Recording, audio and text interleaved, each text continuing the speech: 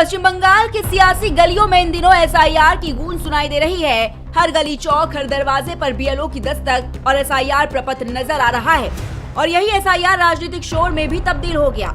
इस सियासी खेमे में मतदाता सूची के पन्ने सिर्फ नाम नहीं गिन रहे, बल्कि आरोप, पलटवार और शक की परछाइयों को भी संभाले घूम रहे हैं। आपको बता दें कि देश के 12 राज्यों में एसआईआर की प्रक्रिया चल रही है, लेकिन पश्चिम बंगाल में ये सिर्फ एक सामान्य प्रक्रिया नहीं, बल्कि सत्ता और रणनीति से भरा सियासी रण बन चुका है।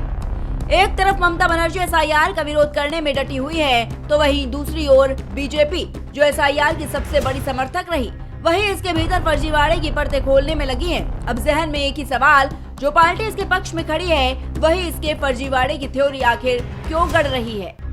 दरअसल तूफान तब उठा जब विपक्ष के नेता और बीजेपी सांसद शुभेंदु अधिकारी ने सीधा ममता सरकार की तरफ उंगली उठाते हुए आरोप लगाया कि एसआईआर के नाम पर वोटर लिस्ट से खिलवाड़ हो रहा है। उन्होंने कहा कि राज्य सरकार मृत लोगों, फर्जी मतदाताओं और बांग्लादेशी घुसपैठियों के नाम जोड़कर वोट बैंक की आर्किटेक्चर तैयार कर रही है और अफसरों को फोन कर दबाव तक बनाया जा रहा है, नाम हटे नहीं।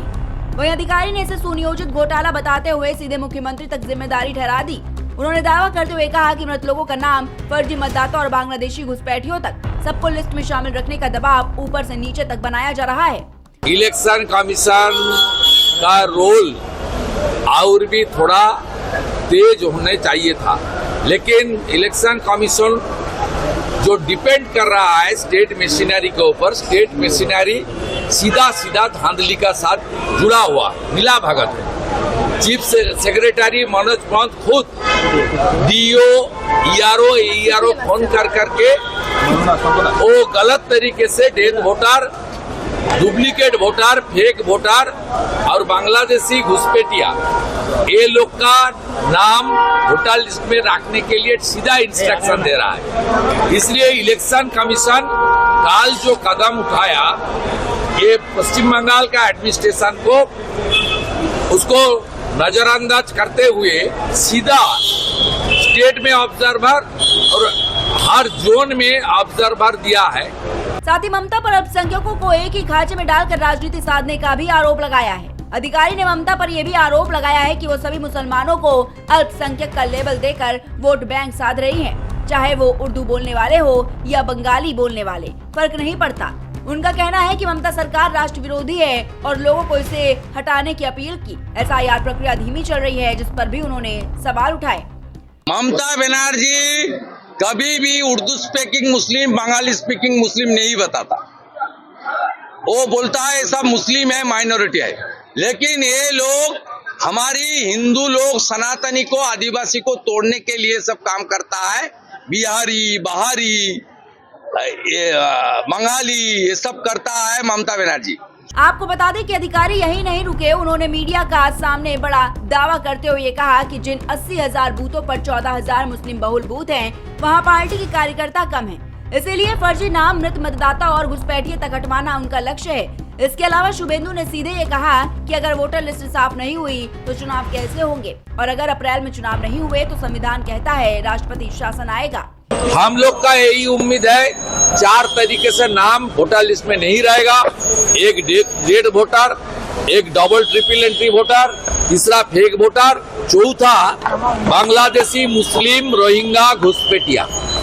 जो हिंदू आया है वो शरणार्थी है, वो सीएए में अप्लाई करे, उनका सिटीजनशिप मिलेगा, वोटर तालिका में नाम भी रहेगा। और जो बांग्लादेशी, मुस्लिम, घुसपैठिया है वो भारतीय नागरिक नहीं है, उनका नाम नहीं रहेगा।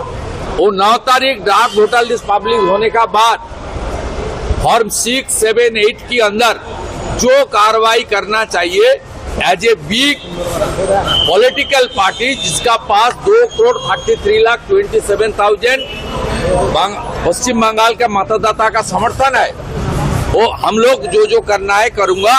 साफ सुथरा वोटर लिस्ट होगा तो चुनाव होगा, साफ सुथरा वोटर लिस्ट नहीं होगा तो चुनाव नहीं होगा, और चुनाव अप्रैल में नहीं होगा तो सरकार नहीं बनेगा। सरकार नहीं बनेगा तो संविधान में लिखा हुआ है, इसका नतीजा क्या है, इसका किसी को मांग करने की जरूरत नहीं होगा, अपने आप राष्ट्रपति शासन चालू हो जाए। दूसरी तरफ अधिकारी ये भी पूछ रहे हैं कि बीएलओ राजनीतिक रूप से झुके हुए कैसे हो सकते हैं। उन्होंने ये कहा कि अगर बिहार में साफ सुथरा एसआईआर हो सकता है तो बंगाल में क्यों नहीं। एसआईआर कोई नई बात नहीं है, स्वाधीनता स्वतंत्रता का बाद ये 9th SIR हो रहा है। बिहार में हुआ, पीसफुल हुआ। जो पार्टी विरोध कर रहा था, कांग्रेस, आरजेडी, उन्होंने भी चुनाव लड़ा, चुनाव हार गया। ठीक है, हार जीत होता ही है चुनाव में, लेकिन बिहार में साफ सुथरा हुआ, यहाँ क्यों नहीं होगा। इधर चुनाव आयोग ने भी मामले को गंभीरता से लेते हुए ऑब्जर्वर तैनात किए हैं। SIR के लिए रिटायर्ड IAS सुब्रत गुप्ता को स्पेशल ऑब्जर्वर बनाया गया है, लेकिन ममता सरकार की ओर से अब तक कोई भी आधिकारिक प्रतिक्रिया नहीं आई। बंगाल का SIR इस वक्त एक प्रशासनिक प्रक्रिया से ज्यादा एक राजनीतिक आईना बन चुका है, जिसमें हर दल वही देख रहा है जो उसके हित में है।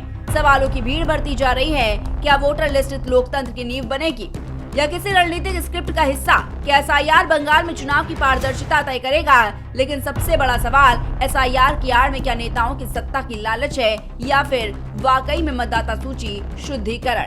Desk report, prime TV।